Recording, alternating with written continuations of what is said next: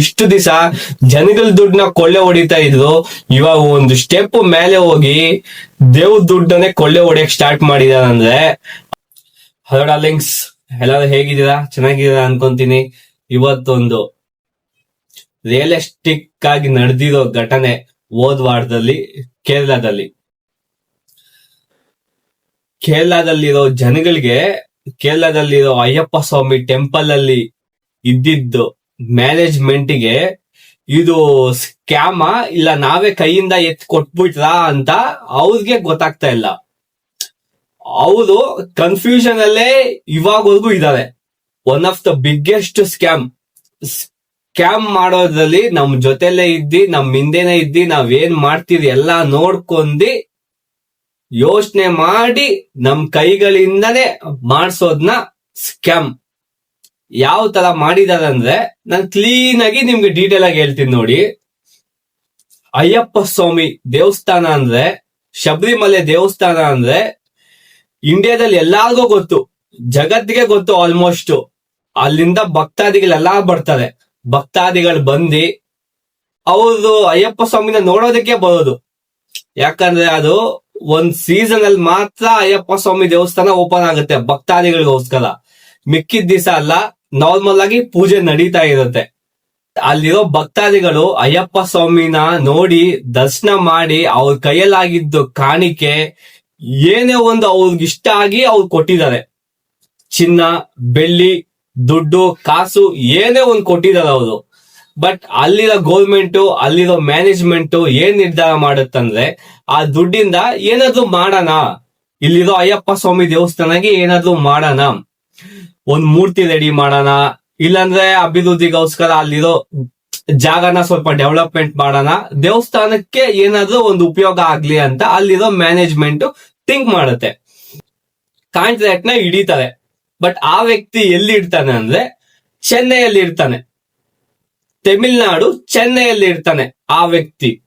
ಆ ಮಾಡೋ ಟೈಮಲ್ಲಿ ಏನ್ ಮಾಡ್ಬೇಕು, ಅಲ್ಲಿರೋ ಅಧಿಕಾರಿಗಳನ್ನ ಅವ್ರನ್ನೇ ಇಲ್ಲಿ ಕರ್ಸ್ಕೊಬೇಕು. ಅವ್ರನ್ನೇ ಇಲ್ಲಿ ಕರ್ಸ್ಕೊಂಡಿ ದೇವಸ್ಥಾನದಲ್ಲೇ ಏನ್ ಮಾಡ್ತೀವೋ ದೇವಸ್ಥಾನದಲ್ಲೇ ಮಾಡಿ ಅಂತ ಹೇಳ್ಬೇಕು.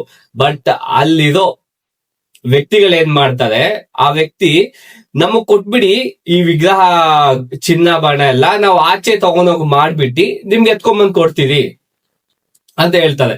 ಬಟ್ ಇವ್ರು ಏನ್ ಮಾಡ್ತಾರೆ, ಸರಿ ಓಕೆ ಕೊಟ್ಬಿಡೋಣ ಅಂತ ಕೊಟ್ಬಿಡ್ತಾರೆ. ಬಟ್ ಕೊಡೋ ಟೈಮಲ್ಲಿ ಇವ್ರು ನೋಡ್ದವಾಗ ವೆಯ್ಟ್ ಎಲ್ಲ ಹಾಕೊಂತಾರೆ. ಎಷ್ಟು ವೆಯ್ಟ್ ಇದೆ, ಎಷ್ಟು ಗ್ರಾಮು ಅಂತ ಎಲ್ಲ ತೂಕ ಹಾಕೊಂಡಿ ಯಾವ ಟೈಮಲ್ಲಿ ಕೊಡ್ತಾ ಇದ್ದೀರಿ ಅಂತೆಲ್ಲ ಥಿಂಕ್ ಮಾಡ್ಕೊಂಡಿ ಕೊಡ್ತಾರೆ.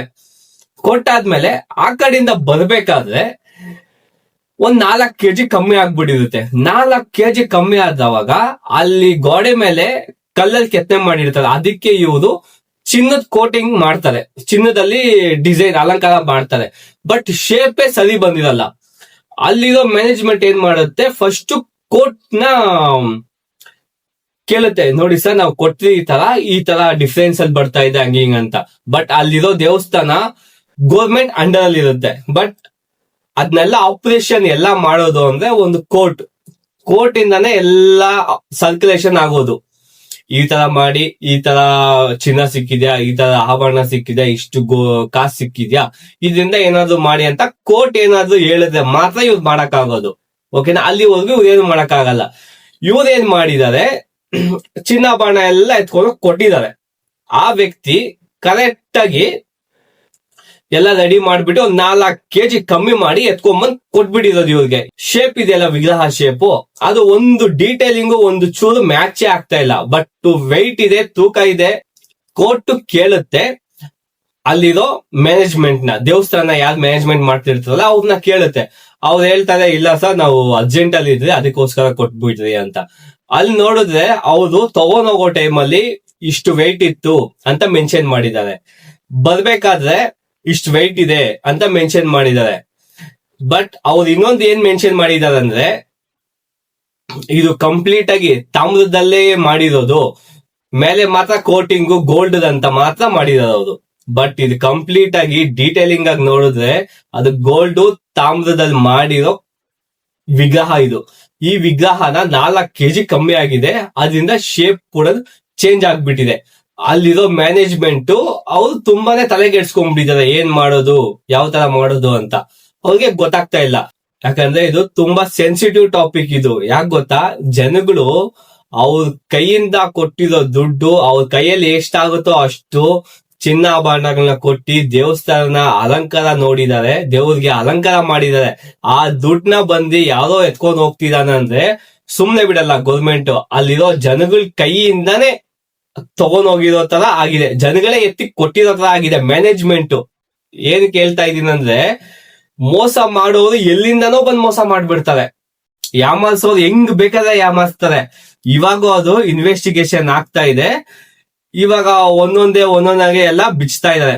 ಅಲ್ಲಿರೋ ಗೌರ್ಮೆಂಟ್ ಏನ್ ಹೇಳ್ತಾ ಇದೆ, ಈ ದೇವಸ್ಥಾನದಲ್ಲೇ ಈ ತರ ಮಾಡಿದ್ಯಲ್ಲ, ಕೇರಳದಲ್ಲಿ ತುಂಬಾ ದೇವಸ್ಥಾನಗಳಿದಾವೆ, ತುಂಬಾ ದೇವಸ್ಥಾನದಲ್ಲಿ ಇನ್ನೆಷ್ಟು ಕೊಳ್ಳೆ ಹೊಡೆದಿರ್ಬಾರ್ದು ಇವರು ಅಂತ ಅವ್ರೇನ್ ಮಾಡ್ತಿದ್ರೆ ಎಲ್ಲಾ ಕಡೆ ರಿಸರ್ಚ್ ಮಾಡೋದಿಕ್ಕೆ ಸ್ಟಾರ್ಟ್ ಮಾಡಿದ್ದಾರೆ. ಇವಾಗ ಆಗತ್ತೆ, ಒಂದಲ್ಲ ಒಂದ್ ದಿವಸ ಇದ್ರ ಬಗ್ಗೆ ಆಚೆ ಬಂದೇ ಬರುತ್ತೆ. ಬಟ್ ಅಯ್ಯಪ್ಪ ಸ್ವಾಮಿ ಶಬರಿಮಲೆದಲ್ಲಿ ಈ ತರ ನಡೆದಿದೆಯಲ್ಲ, ಯಾಕೆ ಗೊತ್ತಾ, ವಿಜಯ್ ಮಲ್ಯನೇ ಫಸ್ಟ್ ಇವ್ರಿಗೆ ಅಯ್ಯಪ್ಪ ಸ್ವಾಮಿ ಟೆಂಪಲ್ಗೆ ಗೋಲ್ಡ್ ಪ್ಲೇಟ್ ಡೊನೇಟ್ ಮಾಡಿರೋದು. ಅವ್ರಾದ್ಮೇಲೆನೆ ಅದರಿಂದ ಒಬ್ಬೊಬ್ರೆ ಅಯ್ಯಪ್ಪ ಸ್ವಾಮಿಗೆ ಕಾಣಿಕೆಗಳನ್ನ ಕೊಡೋದಿಕ್ಕೆ ಸ್ಟಾರ್ಟ್ ಮಾಡಿದ್ರು. ದೇವಸ್ಥಾನಕ್ಕೆ ಹೋಗ್ತಿದ್ವಿ, ಕೈ ಮುಗಿದ್ವಿ, ನಮ್ಮ ಹತ್ರ ಎಷ್ಟಿರುತ್ತೋ ಅಷ್ಟು ದುಡ್ಡನ್ನ ಕೊಟ್ಬಿಟ್ಟು ಬರ್ತೀವಿ. ಬಟ್ ಚಿನ್ನನ ಫಸ್ಟ್ ಡೊನೇಟ್ ಮಾಡಿದ್ದು ಅಂದ್ರೆ ವಿಜಯ್ ಮಲ್ಯನೇ. ಬಟ್ ಆ ಜನಗಳ ದುಡ್ಡನ್ನ ಬೇರೆ ಯಾವ್ದೋ ಒಂದು ಪರ್ಸನ್ ಬಂದು ಅಲ್ಲಿರೋ ದೇವಸ್ಥಾನದ್ದು ಚಿನ್ನಾಭರಣನ ಎತ್ಕೊಂಡು ಹೋಗ್ತಾ ಇದ್ದಾನಂದ್ರೆ, ನಮ್ ಕೈಗಳ ಮೇಲೆ ಚಿನ್ನನ ಎತ್ಕೊಂಡು ಹೋಗ್ತಾ ಇದ್ದಾನಂದ್ರೆ ಯಾವ್ದು ನೋಡ್ಕೊಂಡು ಸುಮ್ನೆ ಇರಕ್ಕಾಗಲ್ಲ. ಬಟ್ ಅಲ್ಲಿರೋ ಜನಗಳು, ಕೇರಳ ಜನಗಳು ತುಂಬಾನೇ ಸ್ಟ್ರಿಕ್ಟ್. ಯಾಕೆ ಗೊತ್ತಾ, ಅವ್ರ ಮನೆ ವಸ್ತು ಏನಾದ್ರು ಹಾಳಾಗ್ತಿದೆ ಅಂದ್ರೆ ಅವ್ರು ಬಿಡಲ್ಲ. ಅಂತದ್ರಲ್ಲಿ ಅವ್ರು ನಂಬಿರೋ ದೇವ್ರ ವಸ್ತುಗಳನ್ನ ಯಾರಾದ್ರೂ ತಗೊಂಡ್ ಹೋಗ್ತಾ ಇದ್ದಾನಂದ್ರೆ ಅವ್ರು ಖಂಡಿತ ಸುಮ್ನೆ ಇರಲ್ಲ. ಯಾಕೆ ಗೊತ್ತಾ, ನೆಕ್ಸ್ಟ್ ತಿಂಗಳಲ್ಲಿ ಎಲೆಕ್ಷನ್ ನಡೀತಾ ಇದೆ, ಆ ಟೈಮಲ್ಲಿ ಈ ತರ ಒಂದ್ ಘಟನೆ ನಡೆದಿದೆ. ಅಲ್ಲಿರೋ ಜನಗಳು ಏನ್ ಮಾಡೋದಕ್ಕೂ ರೆಡಿ ಇಲ್ಲ. ಆ ಜನಗಳು ಏನ್ ಹೇಳ್ತಾರೋ ಆತರ ಗೌರ್ಮೆಂಟ್ ನಡ್ಕೊಳುತ್ತೆ. ಗೌರ್ಮೆಂಟ್ ಏನ್ ಹೇಳುತ್ತೋ ಜನಗಳನ್ನ ನಡ್ಕೊಂತಾರೆ ಅಂದ್ರೆ ಆ ತರ ಇಲ್ಲ, ಜನಗಳ ಮಾತೆ ಗೌರ್ಮೆಂಟ್ ಕೇಳುತ್ತೆ. ಯಾಕಂದ್ರೆ ಜನಗಳಿಗೆ ಅಷ್ಟು ಪವರ್ ಇದೆ, ಅಷ್ಟು ಬೆಂಬಲ ಇದೆ. ಗೌರ್ಮೆಂಟ್ಗೆ ಚೆನ್ನಾಗೇ ಗೊತ್ತು, ಜನಗಳು ಎಲ್ಲಾರು ಸೇರಿ ಗುಂಪು ಸೇರಿ ಅವ್ರು ಡಿಸಿಷನ್ ತಗೊಂಡ್ರೆ ಅದು ಅವ್ರು ಏನ್ ಅನ್ಕೊಂತಾರೋ ಅದು ಹಾಗೆ ಆಗತ್ತೆ. ಅದಾದ್ಮೇಲೆ ಗೌರ್ಮೆಂಟ್ ಅದೇನ್ ಸೌಲಭ್ಯ ಕೊಡ್ಬೇಕೋ, ಜನಗಳನ್ನ ಹೆಂಗ್ ನೋಡ್ಕೊಬೇಕೋ ಅದು ಗೌರ್ಮೆಂಟ್ ನೋಡುತ್ತೆ. ಬಟ್ ನಮ್ಮಲ್ಲೇ ಒಬ್ಬ ಜೊತೆಲೇ ಇದ್ದಿ ಈ ತರ ಮೋಸ ಮಾಡ್ತಾರಂದ್ರೆ ನಾವು ಹುಷಾರಾಗಿರ್ಬೇಕು. ಎಲ್ಲ ದೊಡ್ಡ ಕಾರ್ಪೊರೇಟರ್ಗಳೇ ಮಾಡೋದು ಈ ತರ, ಹುಷಾರಾಗಿರ್ಬೇಕು ನಾವು. ದೊಡ್ಡ ಕಾರ್ಪೊರೇಟರ್ಗಳೇ ಮಾಡೋದು ಈ ತರ. ನಮ್ ದೇವಸ್ಥಾನ, ನಮ್ ದೇವಾಲಯನ ನಾವು ಚೆನ್ನಾಗಿ ನೋಡ್ಕೊಬೇಕು. ಮುಂದಿನ ದಿನಗಳಲ್ಲಿ ಎಲ್ಲಿ ಬೇಕಾದ್ರೇನು ಏನ್ ಬೇಕಾದ್ರೆ ಮಾಡ್ಬೋದು. ಸ್ಕ್ಯಾಮ್ ಮಾಡೋನ್ ಯಾವ ತರ ಬೇಕಾದ್ರೆ ಸ್ಕ್ಯಾಮ್ ಮಾಡ್ತಾನೆ. ನಮ್ ದೇವ್ರನ್ನ ನಾವು ಕಾಪಾಡ್ಕೊಬೇಕು. ಇಷ್ಟು ದಿವಸ ಜನಗಳ ದುಡ್ಡನ್ನ ಕೊಳ್ಳೆ ಹೊಡಿತಾ ಇದ್ರು, ಇವಾಗ ಒಂದು ಸ್ಟೆಪ್ ಮೇಲೆ ಹೋಗಿ ದೇವ್ರ ದುಡ್ಡನ್ನೇ ಕೊಳ್ಳೆ ಹೊಡಿಯಕ್ ಸ್ಟಾರ್ಟ್ ಮಾಡಿದಾರಂದ್ರೆ ಅವ್ರ ಮನಸ್ಥಿತಿ ಹೆಂಗಿದೆ, ಅವ್ರ ಇನ್ ಯಾವ ತರ ರಾಂಗ್ ರೂಟ್ ಅಲ್ಲಿ ಡೆವಲಪ್ಮೆಂಟ್ ಆಗ್ಬೇಕಂತ ಯಾವ ತರ ಮೈಂಡ್ ಅಲ್ಲಿ ಫಿಕ್ಸ್ ಆಗಿದ್ದಾರೆ ಅಂದ್ರೆ ಅವ್ರನ್ನೇ ಹಿಡ್ದು ಕೇಳ್ಬೇಕು. ದೇವ್ರ ದುಡ್ಡನ್ನ ಕೊಳ್ಳೆ ಹೊಡೆದು ಜೀವನ ಮಾಡೋಷ್ಟು ಲೆವೆಲ್ ಬಂದ್ಬಿಟ್ಟಿದ್ದಾರೆ. ಇದಕ್ ಮೇಲೆ ಅಲ್ಲಿರೋ ಕಾನೂನು ಒಂದ್ ದೊಡ್ಡ ಆಕ್ಷನ್ ತಗೊಂಡು ಅಲ್ಲಿ ಏನಿದೆಯೋ ಅದನ್ನ ತನಿಖೆ ಮಾಡ್ಬೇಕು. ತನಿಖೆ ಮಾಡ್ತಿದ್ದಾರೆ. ಇನ್ ಸ್ವಲ್ಪ ದಿವಸದಲ್ಲಿ ಅದೇನ್ ನಡೀತು ಅಂತ ಅಲ್ಲಿರೋ CBI ಎಲ್ಲ ಒಂದೊಂದಾಗಿ ಡೀಟೇಲ್ಸ್ ನ ಕಂಡಿಡಿತೀನಿ ಅಂತ ಹೇಳಿದ್ದಾರೆ. ಆದಷ್ಟು ಬೇಗ ಕಂಡಿಡಿತಾರೆ. ಯಾಕಂದ್ರೆ ಅಲ್ಲಿರೋ ಜನಗಳು, ಅಲ್ಲಿರೋ ಆಪರೇಷನ್ ಎಲ್ಲ ತುಂಬಾ ಫಾಸ್ಟ್ ಆಗಿ ಕೆಲಸ ಮಾಡುತ್ತೆ ಅಂತ ಕೇಳಿದೀನಿ ನಾನು. ಅದೇನಾದ್ರೂ ಆಗ್ಲಿ, ಒಳ್ಳೇದಾಗ್ಲಿ. Thank you so much.